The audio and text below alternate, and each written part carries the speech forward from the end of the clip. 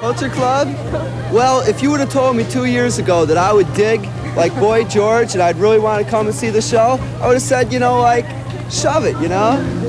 But, hey, I'm really up for it, you know? America is like a big treasure chest. It's the jackpot. It's the place where starving English musicians dream of greater glory.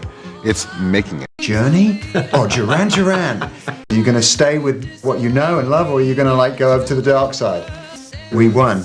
The post-punk era, a new wave of Brits would wage war on a country still enthralled to long-haired rock gods.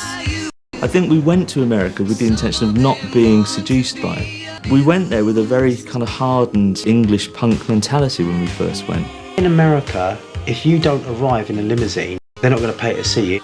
In England, if you arrive in a limousine, they'll key the side of it. And that was it for me, really. The difference between America and England with the punk invasion. I went to America, there was a bit of a shock because my musical education or my view of the music world was shaped by the New Musical Express and Sounds and Melody Maker and such. And if you had been reading them between 1976 to 1978, you would have thought that the whole world was aflame with punk rock. And the shock was finally in getting to America, and in fact the radio was still playing Led Zeppelin.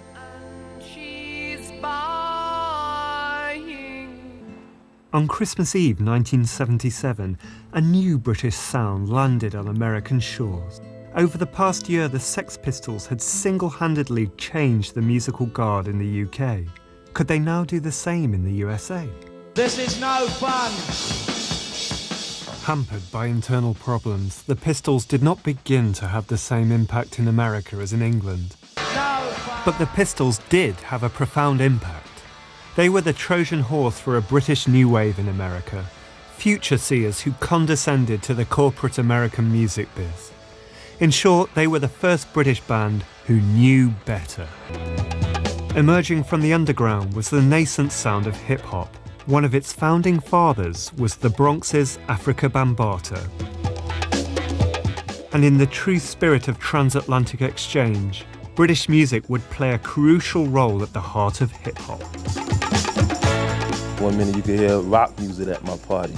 You could hear funk, you could hear soul, you could hear disco. You might hear some salsa or South Soul Latin type records.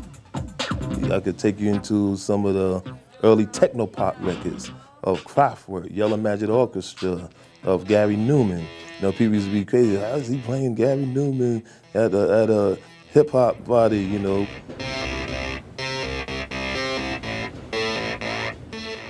We got to New York City and I wanted to see some art, so I went to MoMA. And outside there were these black kids breakdancing on a board, spinning on their head. And they were dancing to Gary Newman. And I think people should remember that.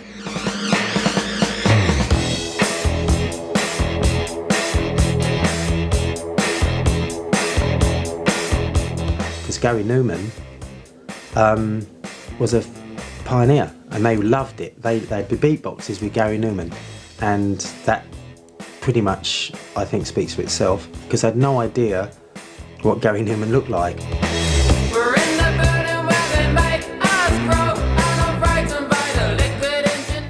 When all that was going on, I had no idea that was going on. I'd have been really proud of that if I'd known. So I actually didn't find out until relatively recently when Bambaataa explained it all to me and you know, sort of described certain scenes that he remembers in these big, very derelict building sites. You'd work your way through and eventually you find yourself in like a little area where thousands of people all dancing to white electronic music, people rapping over the top of it. I'd love to have been there and seen some of that. It must have been great.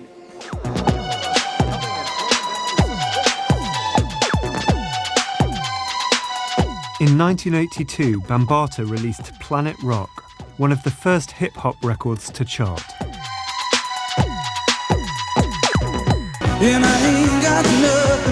America was, up to that point, I think, very slow to change its ideas on rock and roll. MTV and bands like us and bands that weren't afraid to sound different, like I said, to lead instead of follow. I think that made them change their minds a bit, and it influenced them.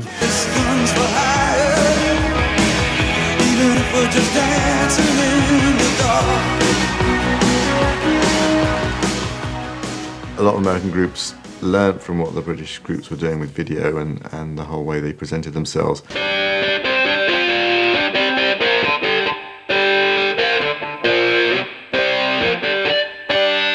Unlike the regional nature of radio, MTV was America's first truly nationwide music network.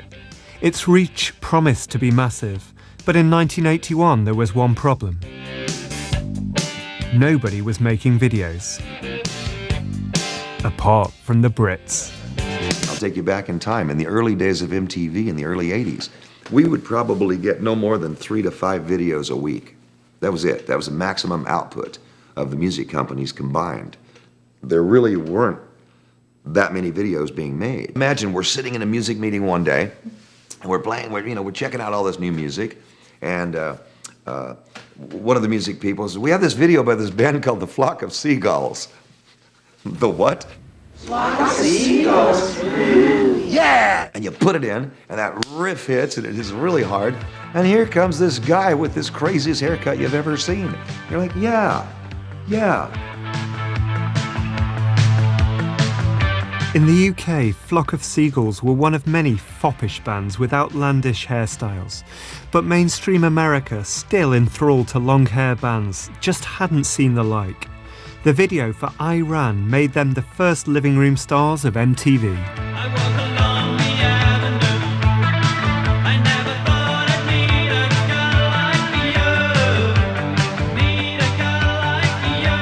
I just remember the record company saying to us, "You're going to make a promo clip, a video for this new company, and they're going to play it every couple of hours or whatever." I think it was probably 99.99% important for us as a breaking band at the time, because I think we got one of the first 4 or 5 videos to be on there.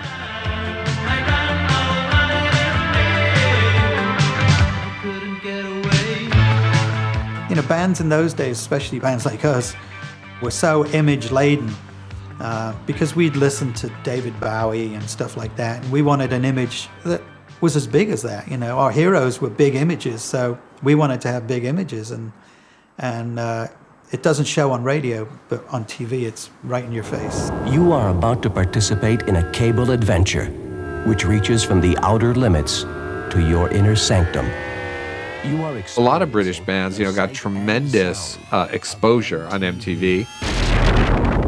Music television. Video killed the radio star. There was a sense in which, MTV really kind of broke the monopoly of what radio was and made it possible for, bands that might not have gotten on the radio in the U.S.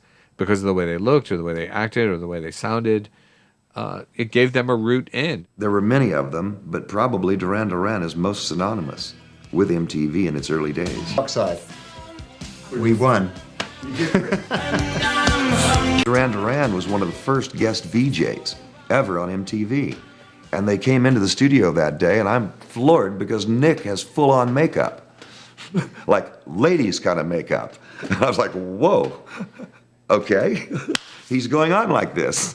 And he did. I'm Simon Le Bon from Duran Duran, and you're watching and listening in stereo to MTV Music Television. I remember very early days being asked to do one of those I Want My MTV commercials. Little did we know what a monster it would become. 24 hours a day on cable TV. I want my MTV, MTV, MTV! Yeah, too much is never enough. In the UK, Boy George meant pantomime. In Reagan's puritanical America, his X Factor not only outraged the right, but also helped make Culture Club the best charting singles band since the Beatles. What video did was it kind of sent a kind of colourful postcard to every corner of the world, particularly in America. And from a kind of social point of view, if you were some little gay kid in kind of Arkansas or Middle America or, in Texas, it was a very powerful medium because it was like you know, it was like, I'm not alone. Culture Club? Well, if you would have told me 2 years ago that I would dig like Boy George and I'd really want to come and see the show, I would have said, you know, like, shove it, you know? But hey, I'm really up for it, you know? And so you have, after Duran Duran and Eurythmics and groups like that, you get a wave of American groups who've taken it on. And there was one American artist who would use video and synth to devastating effect. I will never, ever, and don't want to, ever forget when I saw Billie Jean the first time. Billie Jean owed more than a debt of influence to the synth and videos of the new wave, while simultaneously knocking the Brits into a cocked hat. And MJ wasn't finished there. Perhaps he'd seen a Billy Idol video from 1981. But they were almost zomboid, break-dancing zombies, and I really thought, well, you know, a couple of years later, Michael Jackson really ripped off the idea for Thriller. Michael Jackson exposed us for the amateur interlopers that we really were. But whilst the king of pop would reign from now on, there would still be plenty of room in his court. We move like cagey tigers, we couldn't get closer. It was a kind of difficult transition for me because I really had enjoyed being, not as I say playing the outsider, but I mean we actually were. And what I didn't realise at the time, with hindsight, was that we remained outside of that cultural mainstream to a great degree, even though we ended up playing, you know, huge places and selling a lot of records. You couldn't really take us home. The Cure would become prime exporters of a British melancholia to a massive US market. They enjoy a privileged position in America, which continues to this day. Perhaps rivaled only by Depeche Mode.